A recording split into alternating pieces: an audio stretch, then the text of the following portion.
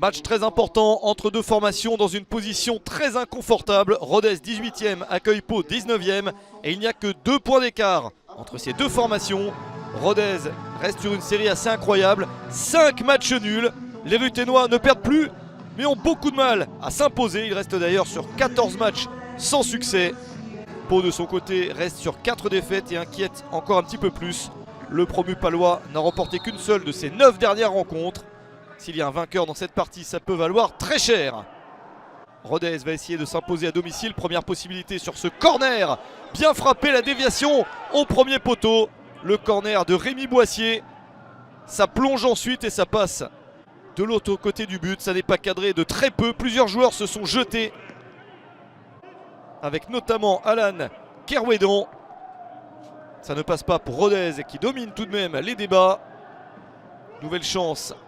Avec une possibilité sur tir de loin, ça n'est pas cadré. Une possibilité de plus, cette fois-ci pour Johan Obiang. L'international gabonais rate le cadre.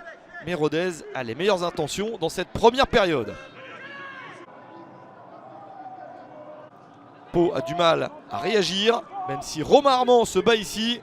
Le ballon est bien récupéré par les Palois. Peut-être enfin une occasion avec cette reprise de la tête au deuxième poteau. Beaucoup de difficultés à cadrer, le ballon était un petit peu haut pour Steve Benard. À la mi-temps, 0-0 entre les deux formations. Un résultat qui ne fait vraiment les affaires de personne. Même si un point à l'extérieur serait tout de même intéressant pour Pau contre un rival direct.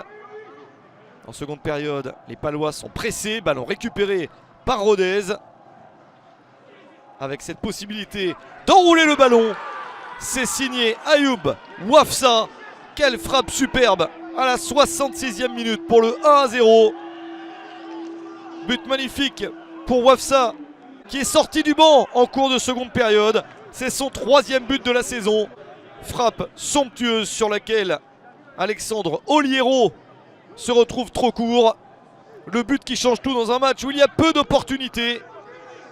Encore une peut-être pour creuser l'écart en faveur des Ruténois. Le centre et la possible reprise. C'est cadré mais directement sur le gardien. Une chance de plus pour Malali Dembélé. Pas de but supplémentaire dans cette partie mais très précieuse victoire pour Rodez qui s'impose 1-0 contre Pau.